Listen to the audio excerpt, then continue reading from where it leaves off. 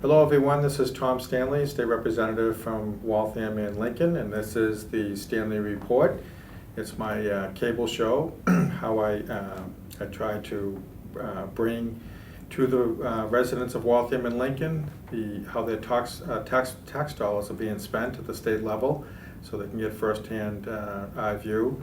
And today we are very honored to have the Secretary of Veterans Affairs, Secretary Urena. Yes. Close enough? You got it. All right, good. Thank you. Thank you very much. You have a really impressive background. Recipient of the Purple Heart. You also worked in the American Embassy in Damascus, Syria. Yes. In Syria. And also Bishkek, Kyrgyzstan. Yeah, and I wasn't going to attempt to pronounce those words, but you served in the United States Marine Corps as well. Yes. It's very impressive, and you lived growing up for a good time in Massachusetts in the city of Lawrence. Yes. And that's where you had your first veteran service officer job, right, in the city of Lawrence? That is correct. So after enlisting in the Marines, coming back after 8 years of active duty service serving our country, I returned back to the city of Lawrence where my family was residing. And my plan at the time was to study over in the Midwest, where at the point in time the GI Bill would go a lot further. But I really fell in love with the community that embraced me when I returned. Became granted, it was under a state of emergency that week that I showed up. It was under floods of 2006. And I got involved in the same aspect with local access television, translating the message to the population of Lawrence. And that was my engagement with the city. Then found out that there was a veteran service officer in my city, and then the office was in need. And so I was asked if I could volunteer and see what can be done to assist that office in the absence of the veteran service officer, and which I did. And 6 months later, the job was offered to me, and I gladly accepted. Meanwhile, I was going to school through the local community college, Northern Essex, and then I went to UMass Lowell school systems, where I achieved my bachelor's. And at the same time, while working as a veteran service officer, taking care of our veterans and their families. Wow, that's great. I also went to community college, went to Mass Bay Community College before transferring to Bentley University. It was Bentley College at the time. It's a great system for a lot of people in Massachusetts. Can you tell us about your experience as being a veteran service officer in the city of Lawrence, and how you may have enjoyed doing that, and the challenges you might have had? Or? Sure. It's something that I'm still near and dear. The work that veteran service officers do is something very passionate sense. They are the folks that are really taking care of veterans every day. They see them, veterans interact with them, families of veterans interact with them, and they really have the ability to be creative in the way that they provide the services that we provide from the state in their cities and towns. And we provide all the efforts of support that we can for those men and women that are in those communities. Within the Commonwealth of Massachusetts, our 351 communities, we have about 250 veteran service officers, every city and town, but also some districts as well are in that process of being able to provide more for our vets. But the work that goes on there, and my specific engagement in Lawrence was with the Jimenez family, as one of my first biggest tasks, beyond helping the numerous cases that we have and the need that was in Lawrence, was helping and being the spokesperson of the Jimenez family. That was the young man that was captured in Iraq in 2007, and providing for those long 14 months a sense of connection to that family. We were interact on a regular basis, and the family was mother living in New York, the father was living in Lawrence, and so our connection to being able to give them support Right. from the city, but also as a family of a military family to Right. another. That was a sense of connection there. And where did his family come from originally? They were Dominican as well. Dominican as well. Yes. Yeah. So, And he fought and served for us in yes. our country. Yes.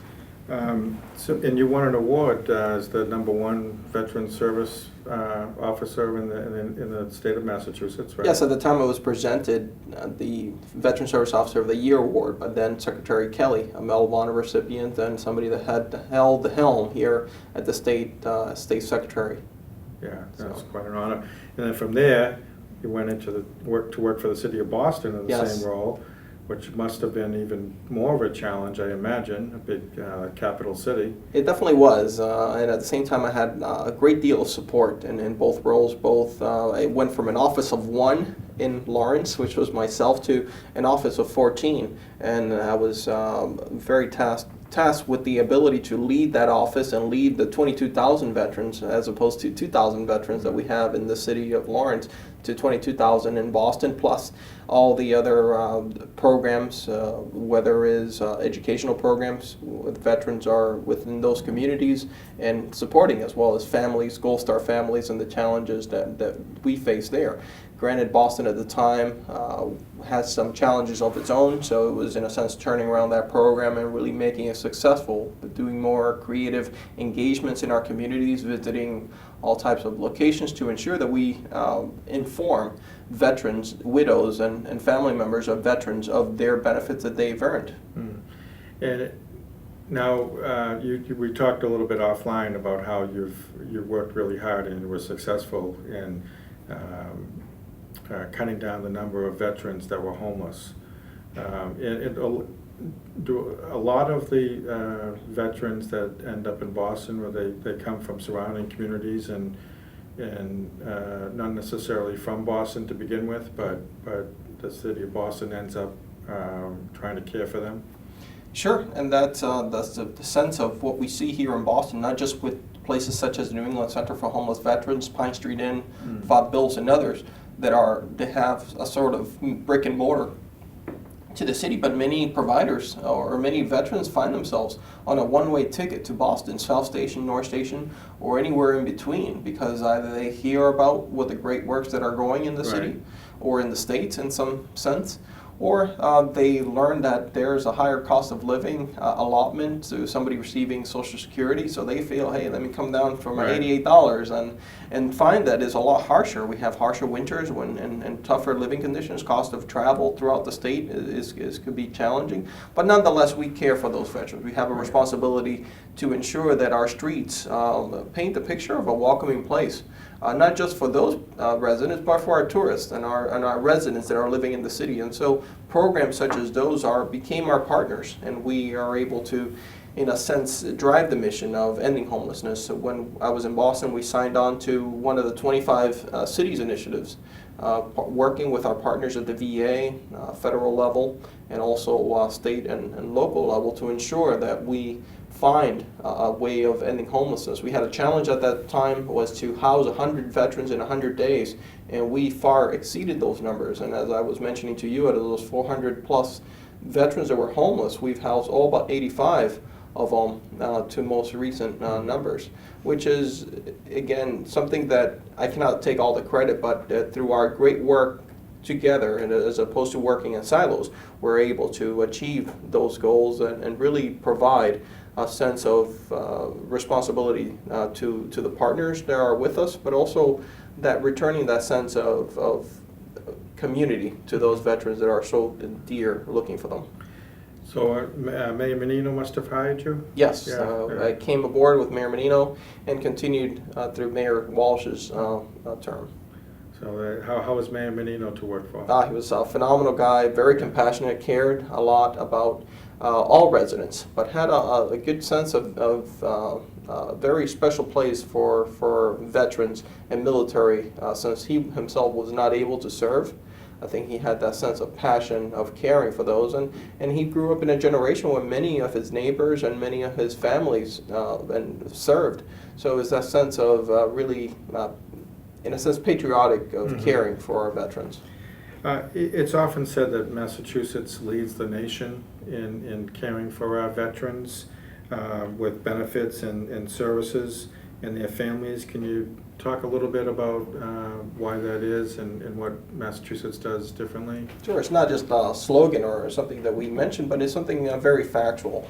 If you take a look, a picture around the country, the veteran service officers here in Massachusetts are a very special niche group of men and women who have extra tools to be able to provide. That tool is Chapter 115, which is a public assistance program provided for veterans that are in financial need, both veterans, families, widows, and every opportunity that I have to engage, whether it is your cable show or any other forum, we're able to promote that. Across the country, we have veteran service officers in 1 or 2 people per county. So imagine how challenging that would be to find that individual, engage with that individual, see what's available. So not only do we provide what the rest of the country provides when it comes to filing claims to the VA, compensation, signing veterans up for health care, but we also have this tool of prevention of homelessness and ending homelessness, and also a prevention of providing a better quality of living for veterans and families residing within this great Commonwealth. Right. I know you talked a little bit about Massachusetts having the veteran service officers, and we have one in every community, right? Yes. And is that unique to Massachusetts, or do other states do the same? Very much so. It's very unique to Massachusetts, and no other state in the country does what we do, and is also often an envy of my peers, our other secretaries and other commissioners of other state departments of veteran services, because they do not have those tools. And I think to be able to recreate those tools in this environment, I think it would be extremely challenging. So we're so very pleased, and this is something historical that we have had as a state. Some of our programs date back to as far back as the French and Indian War, where local citizens demanded a process to caring for our veterans when they came back from conflict, and caring for those orphans and those widows. And this was probably 100 years before President Abe Lincoln then, in that sense, created and established a federal Department of Veterans Affairs. So we preceded the feds as forth as caring for veterans, widows, and orphans. Great. Now, the municipal veteran service offices, do they receive part of their funding from the municipality and part from the state, or the majority or all of it from the state, or how does that? So our veteran service officers are partners with us. Our communities are partners with us. Their compensation and their employment, they're municipal or district employees, but their benefits they provide to the communities are 75% reimbursed through our office.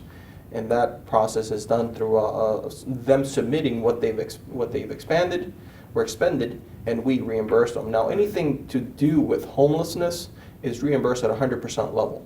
So if there's a homeless veteran that has been identified, or a program within the communities of Waltham or Lincoln, specifically to this purpose of this program, we are able to reimburse those communities at 100%. That's a commitment that we have as a department to really put focus on those priorities of ending homelessness and caring for veterans that may not have any means. And as a member of the Ways and Means Committee, I know the legislature strongly supports continuing to fund that level of service, and hopefully even a better level, a higher level. If we could talk a little bit about the Valor Act and the Valor Act 2, and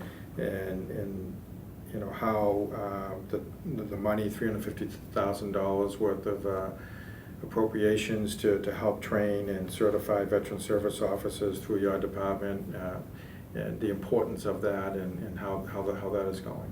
Sure. So the Valor Act is something that was able to, in a sense, be a catalyst as an omnibus over the last 2 sessions of the Veterans Committee on Veteran Services, to be able to include so many opportunities for different bills to be carried. We are very committed to ensuring that we see all those changes and implementations, and we are very working digitally through the Baker-Polito administration to ensure that we not only stick with the status quo of helping veterans, but really find creative ways of providing a sense of whether it's employment for our veterans that are looking for such, with the training and others, and then a sense of community for so many veterans that are, in a sense, looking for that. Yeah, before I forget it, I think it's important for people to know, if they don't know, that if they are looking for public housing, they go right to the front of the list if they're a veteran. Yes, veterans do receive a priority sense of that, and then it's depending on that housing authority how they implement those priorities. But yes, as one of the most important things is to identify yourself as a veteran, or somebody who has served. More importantly, our definition in Massachusetts is very broad, and that is another way that distinguishes us from the rest of the country and even federally.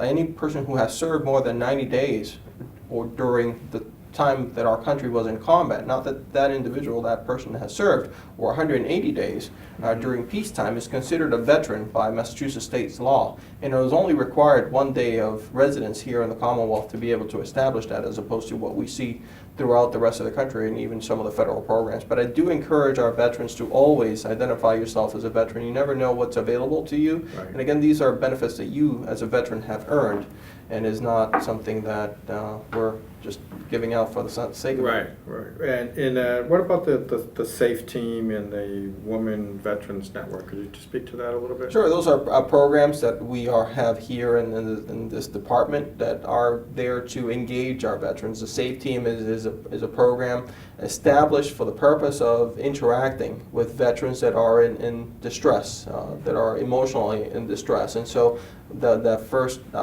set of responder that could come out and intercept whether a veteran is in crisis, mental crisis, thinking of suicide. Somebody could come out to their residence and provide a sense of transition to a program or reestablish a sense of connection. Often enough, those members of the SAFE team have saved lives. We could definitely account for those, and have intercepted or interjected for a veteran who may be facing criminal actions, through guiding them through our veteran courts, which is another great program that we have established in 3 counties here in the Commonwealth, and we are in the process of establishing some more opportunities for veterans courts. And they're not a free ride. They're a very rigorous program that veterans subject themselves to if they choose to. Mm-hmm. But through that process, we've seen that veterans who have gone through vet courts have higher success rates at not reoffending or not recommitting or returning back to jail. So, as we've talked about,